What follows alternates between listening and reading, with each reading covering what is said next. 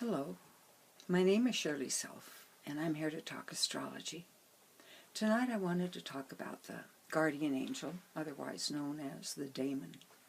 But first I wanted to review, briefly, the function of the Demogorgon. That's that guy there, old Chaos himself. Beginning each new cycle, we have a new sun, a new mandate, a new mission. This is an old soul with powerful instincts, survival instincts, but a new destiny. And at the start, our new sun, our new will to be, is handed a hot potato, the wrathful energy of the Demogorgon. And that will power the sun through this cycle. This energy is raw and ignorant, but it has its own particular affinities. It's the sun's job to discover the nature of these latent interests, tame them, turn them into personal power. And after the energy is educated on all four levels, it will be converted to wisdom. Wisdom is the accomplishment of the sun, and it's always available to the sun. All its wisdom that it has accumulated is available to the sun by means of the subconscious, the moon.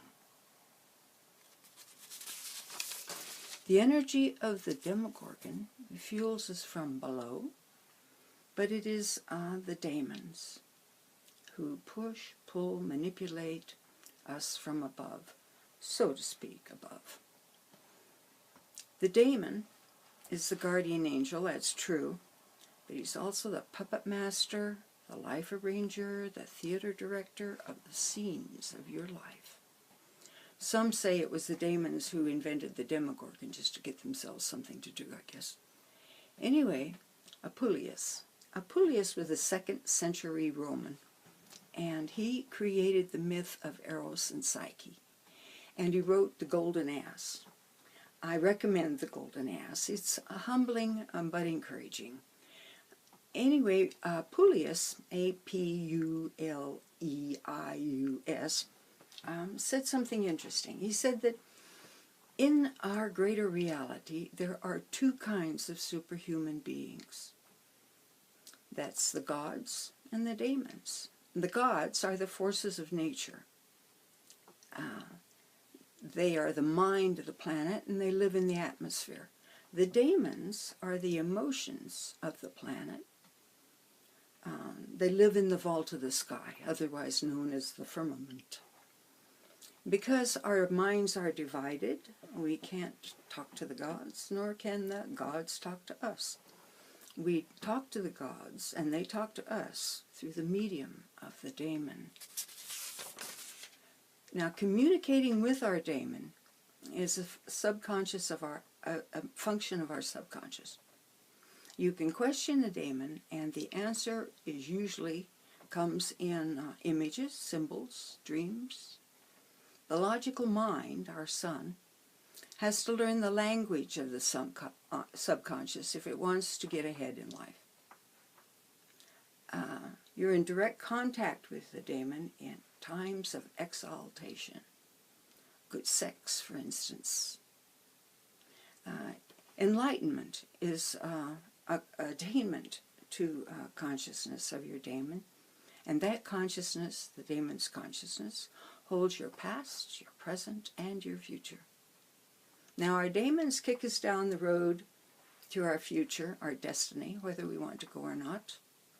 Free will. Yeats said that the only free will enjoyed by humans is simply a choice of attitude, that it means how you choose to meet your fate. As I said before, the daemons are emotional beings. They are nourished by our finer emotions, particularly love.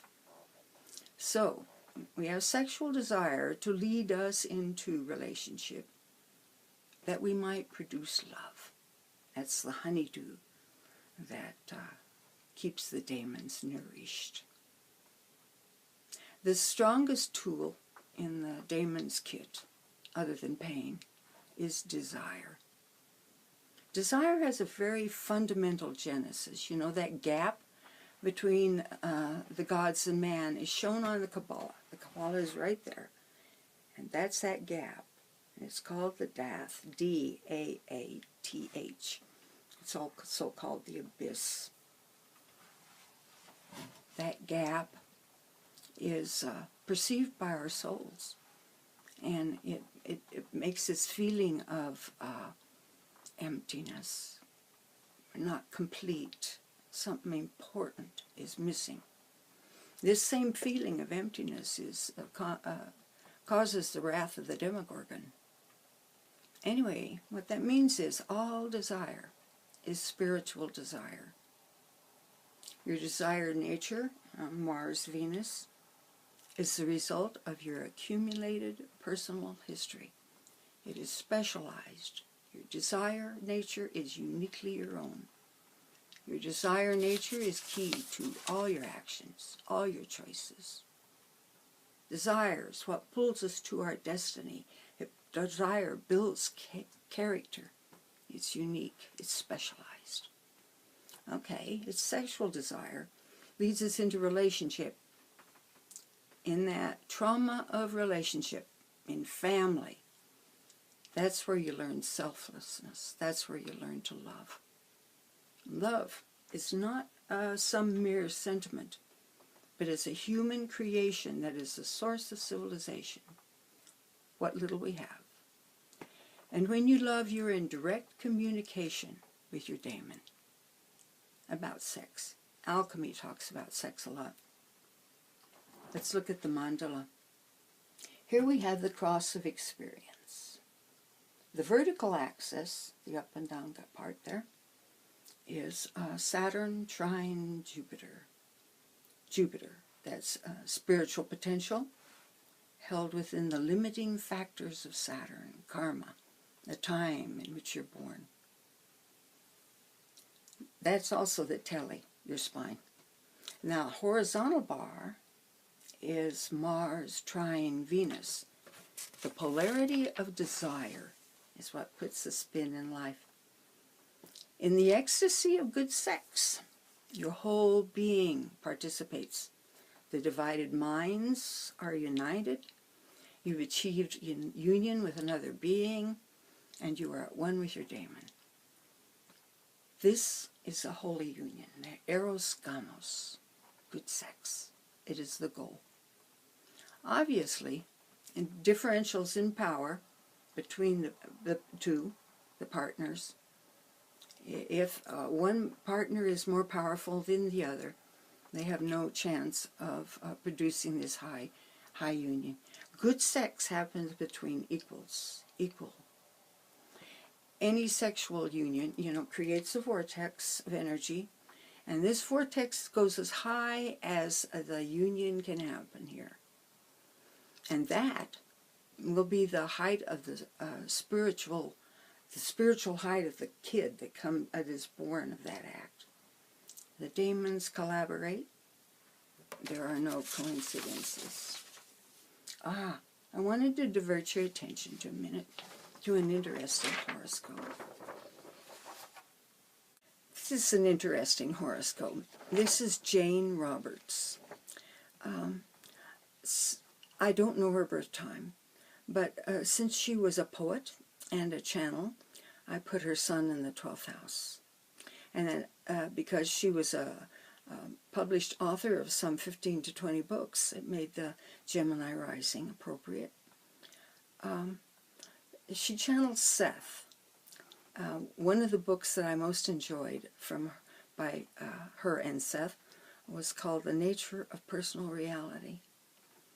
Anyway, she had the nodes in Scorpio Taurus, and at the very beginning of her channeling she was reluctant, suspicious, but she came around. That north node is partile, exactly conjunct Jupiter. She was of the last moon phase. Notice that moon is about to conjunct the sun. And she was what's called God's fool. Her planetary pattern is a fan. Here is the handle. This is the high focus planet. Here's the planetary spread. Down to Neptune here. And Saturn is that high focus planet. And it is in a critical degree, virtually the 30th degree of Sagittarius. She died young. She was only 55 when she died. Channeling's really hard on the body. When she died, transiting Neptune was on that Saturn. And her moon was in Capricorn, ruled by the Saturn. You say, well, what's that got to do with the Daemon? Well, Seth spoke of the Daemon. I think he called the Daemon the Oversoul. And he indicated that the Daemon has more than one human that it is managing. Anyway, thinking about that one day, in a peak, I said to my Daemon, "You have more than me, don't you?" And my Daemon replied on the spot, "Yes, Shirley, and they are all you." Okay, next time I thought I would talk about the 7th house. See you then. Bye-bye.